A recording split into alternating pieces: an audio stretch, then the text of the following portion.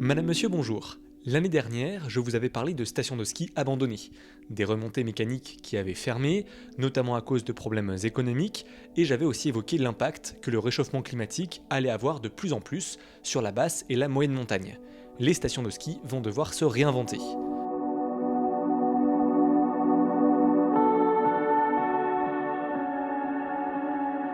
Justement, aujourd'hui, on va parler de stations de ski bénévoles ou indépendantes qui résistent pour rester ouvertes coûte que coûte. Elles ont un modèle économique différent pour proposer du ski à un tarif abordable. Parce que au-delà du problème environnemental, il y a aussi une véritable problématique de pouvoir d'achat pour aller skier. Avant de se retrouver en bas des pistes, pensez dès à présent à vous abonner à la chaîne pour ne rien rater des prochains reportages.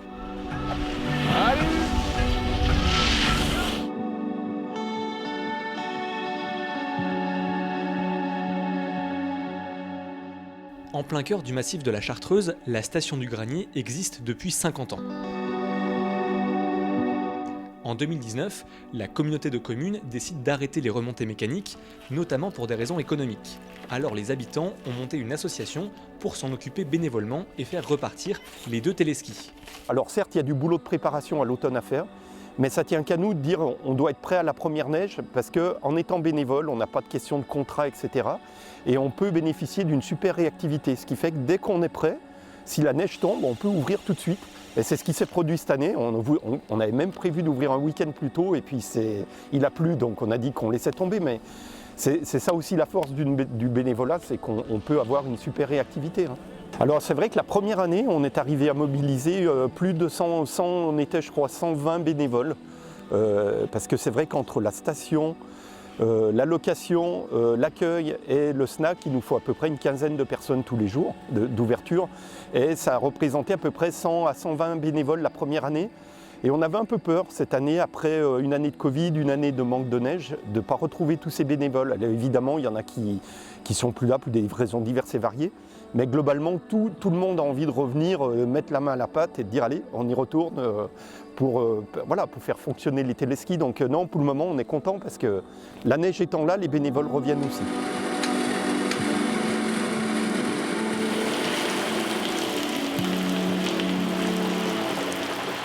En moyenne, 200 personnes par jour viennent profiter des 4 pistes de la station quand les conditions permettent d'ouvrir, et le bénévolat permet de proposer des prix qui défient toute concurrence, comptez seulement une dizaine d'euros pour le forfait. Quand on a monté l'association, on s'est posé la question sur la raison d'être de la station, au-delà de redémarrer des téléskis.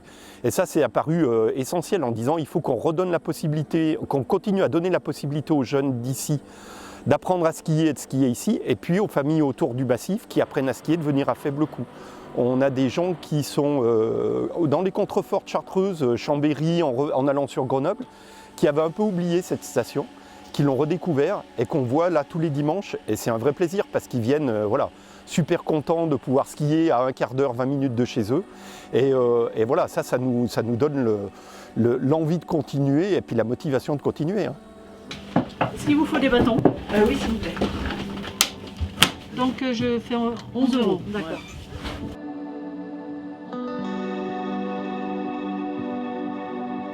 On n'a pas envie de voir fermer ces sites, donc c'est vrai que c'était quasiment inconcevable, en tout cas de fermer aussi rapidement. L'idée c'était de dire non, on a encore une solution, il faut qu'on l'essaye. Et puis à terme, effectivement, si l'enneigement n'est plus là, il faudra se résigner. Mais pour le moment, en tout cas, la réalité nous montre que c'est encore possible.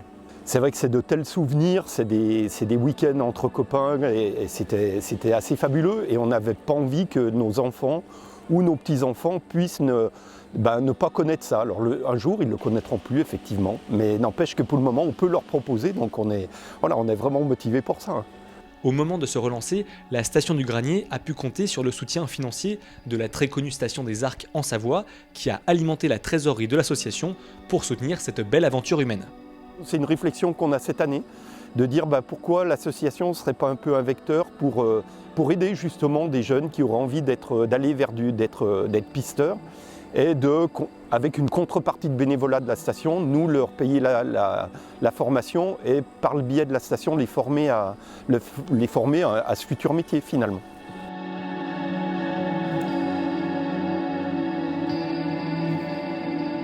La station des Signareaux fait un peu office de précurseur. En 1971, une centaine d'habitants des environs ont monté une société pour acheter un tire-fesse d'occasion et ainsi créer leur propre station. Et 50 ans plus tard, ils sont encore une trentaine de bénévoles pour tenir la seule remontée mécanique du domaine. Gérard est là depuis plus de 40 ans. Alors moi je suis chef d'exploitation et pisteur secouriste. Oui. Vous avez un peu toutes les casquettes quoi. Voilà. Je suis régisseur au niveau de la commune. Ça fait quand même beaucoup de missions quoi, ça va on arrive... Oui, mais bon, on arrive à... quand on a du temps.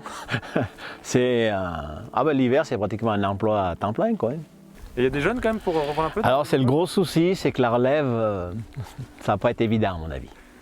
C'est surtout ça. Surtout parce que ça demande du travail quoi. Et puis donc c'est pas simple à gérer quand même. Et puis maintenant avec les contraintes sécuritaires, avec les contrôles parce qu'on est soumis, le téléski des Signaros, c'est le même que le téléski de l'Alpe d'Huez ou des Deux Alpes. Hein. Il a les mêmes contraintes, voilà. Donc il faut être sérieux quoi. Ce téléski, il en a vu de toutes les couleurs. Le premier qui avait été acheté par les habitants fonctionnait à l'essence et il a fini par rendre l'âme. Heureusement, les Signaros ont pu compter sur la générosité de l'importante station des Sept-Lots pour leur en offrir un d'occasion. Mais en 2010, un incendie criminel a dévasté la cabane du tire-fesse et il a fallu tout reconstruire. Je suis souvent ici de toute façon. Hein. Voilà ma cabane, si on peut dire ça. Ça c'est un registre d'accident hein, qu'il faut tenir. Parce qu'on en a eu, on en a un par saison en général.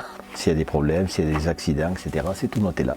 RAS, là pas d'ouverture téléski, redoux et forte pluie. On a tout refait et ça c'est une armoire qui est du dernier cri. Hein. Il y a vraiment, maintenant pour le démarrage, tout, c'est un pur bonheur. Donc c'est là que durant 2 ans il n'y a pas eu de ski alpin. Ouais, pendant 2 ans, on a mis 2 ans pour tout construire, ce qu'on a fait nous. À une époque, les habitants ont hésité à investir dans 2 autres téléskis pour développer la station, mais le projet n'a pas pu se faire, faute de financement. En Haute-Savoie, le téléski de la Turche a un autre modèle économique. C'est l'une des dernières remontées mécaniques indépendantes en France. La Turche a pu trouver un terrain d'entente avec la station des Jets, dont elle dépend désormais, et les skieurs peuvent prendre un pass global et skier sur tout le domaine, ou alors opter pour un forfait vintage qui sert uniquement sur ce tire-fesse. Un téléski qui a une sacrée histoire, puisqu'il a été créé en 1946. Là, on voit un peu tout l'historique, parce que mon papa, à l'époque, c'est lui qui damait avec un rouleau. On peut voir la photo là. En fait, à l'époque, il n'y avait rien, donc il a fallu s'inventer surtout. C'était eux qui faisaient les secours aussi. D'ailleurs, on voit l'hôtel là, il était tout petit aussi, parce qu'il existe depuis 48, Téléski 46, hôtel 48. Quand ils sont venus ici, il n'y avait absolument rien. Mon grand-père a amené la haute tension. Il n'y avait même pas de route pour aller à la Turche, il a fait la route. Pour les pylônes, ils ont coupé du bois dans la forêt, ça faisait les pylônes. Et tout se faisait à dos de cheval, enfin, ils n'avaient aucun moyen. Hein. Donc il fallait être un peu fou après-guerre, où tout était un peu détruit, l'économie n'allait pas super bien, de venir faire un téléski. Hein. En 70 ans, le paysage s'est transformé.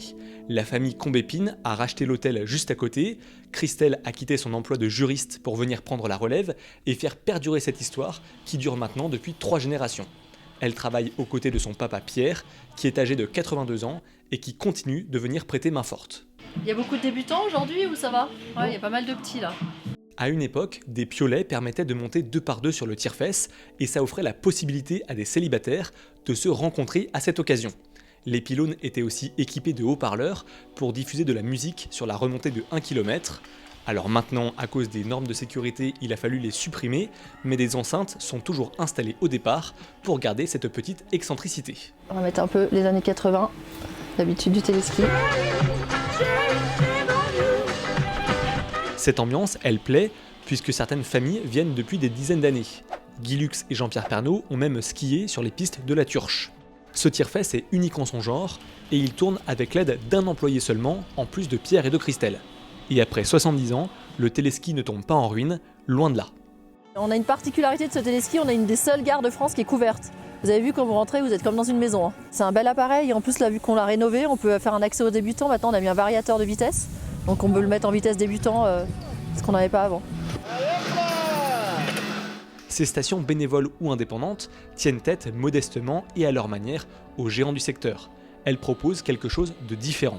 Elles permettent de retrouver le plaisir de skier pour des budgets plus modestes et elles remettent la chaleur humaine au centre de ces longs mois d'hiver. Tant que les températures trop élevées ne les auront pas découragées, elles entendent bien continuer d'ouvrir pour le plus grand plaisir des skieurs et d'autres associations sont en train de se monter dans différents massifs pour suivre cet exemple. J'espère que ce nouveau long format vous aura plu. Pour la petite précision, au moment où j'ai tourné, seule la station des Signareaux était fermée faute de neige, et au moment où je finis de monter, la station du Granier est également fermée à cause du manque d'enneigement.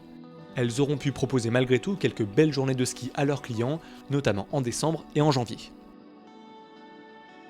N'hésitez pas à vous abonner à la chaîne pour soutenir mon travail, à liker, commenter et partager autour de vous. On se retrouve très bientôt, d'ici là portez-vous bien et tenez-vous informés. Ciao.